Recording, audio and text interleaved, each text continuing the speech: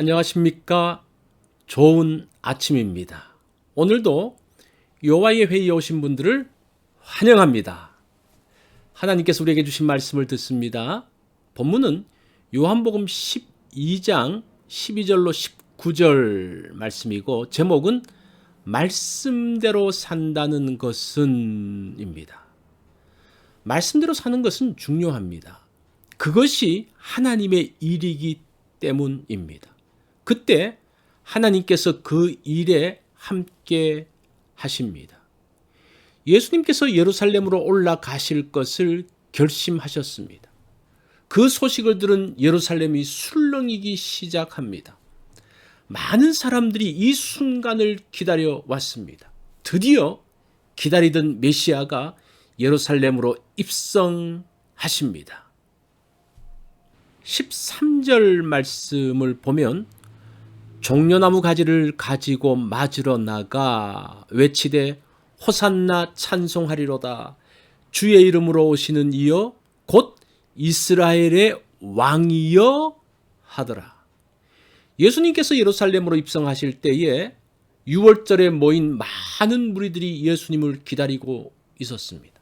사람들은 종려나무 가지를 가지고 예수님을 환영합니다. 유대인들은 예수님이 메시아로 이스라엘을 구원할 자라고 생각을 했습니다. 유대인들의 이른 기대 속에 예루살렘으로 올라가시는 예수님의 모습은 초라해 보입니다. 개선장군처럼 백마를 타고 위풍당당하게 가지 않고 어린 나귀를 타고 올라가십니다. 예수님을 태우고 가는 어린 나귀는 힘에 겨운 듯 뒤뚱뒤뚱 거립니다. 그 모습이 우스워 보이기도 합니다. 멋있게 보이고 싶을 때가 있습니다.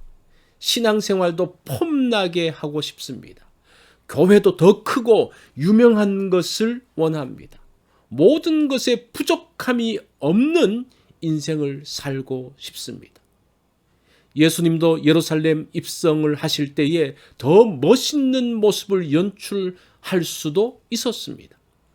예수님의 예루살렘 입성 이벤트를 구상할 수도 있습니다.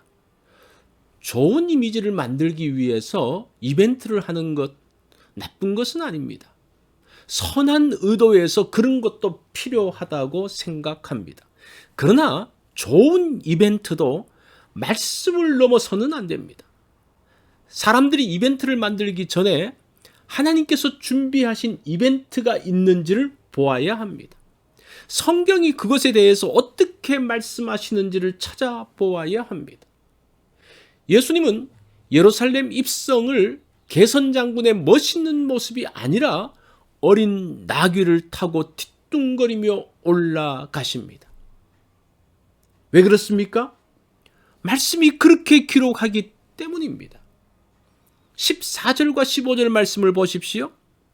예수는 한 어린 나귀를 보고 타시니 이는 기록된 바 시온에 따라 두려워하지 말라. 보라 너의 왕이 나귀 새끼를 타고 오신다 함과 같더라. 예수님은 보기에 좋은 대로 사시는 분이 아닙니다. 말씀대로 사시는 분입니다. 그것이 메시아이심을 알리는 가장 강력한 증거이기 때문입니다. 말씀대로 순종하지 않았더라면 후대의 사람들이 예수님이 메시아이심을 의심했을 것입니다. 16절 말씀을 보십시오. 제자들이 처음에 이 일을 깨닫지 못하다가 예수께서 영광을 얻으신 후에야 이것이 예수께 대하여 기록된 것임과 사람들이 예수께 이같이 한 것임이 생각났더라고 합니다. 어린 나귀를 탄 모습이 이상하게 보였지만 예수님은 그것을 통해서 자신이 메시아이심을 분명히 보여주셨습니다. 말씀대로 사는 것이 우스워 보일 때도 있습니다. 말씀대로 사는 것이 효율적이지 않을 수도 있습니다. 멋진 삶의 모습이 어려움 없이 잘 사는 것이 사람들에게 인정받는 것이 하나님의 자녀로 인정되는 것이 아닐 수도 있다는 거예요. 말씀대로 살 때 내가 하나님의 자녀임을 알게 됩니다. 말씀대로 살 때에 믿지 않는 사람들이 비로소 하나님의 자녀가 어떻게 사는 것임을 알 수 있습니다. 하나님의 약속이 말씀대로 이루어짐을 보게 될 것입니다. 말씀대로 사는 것의 영광을 보기 원합니다. 말씀대로 살 때의 능력을 경험하기 원합니다. 오늘 말씀대로 생각하고 행동하기 원합니다. 말씀대로 산다는 것은 어떤 것일까요?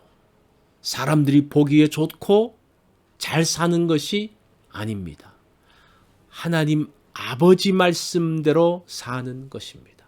오늘 말씀을 따라서 어떤 일을 하시겠습니까? 여러분 행동의 근거가 말씀이라면 오늘 정말 의미 있는 하루가 될 것입니다. 이것이 여호와의 회의에서 주신 말씀입니다. 이 말씀을 기억하며 하루를 살면 좋겠습니다.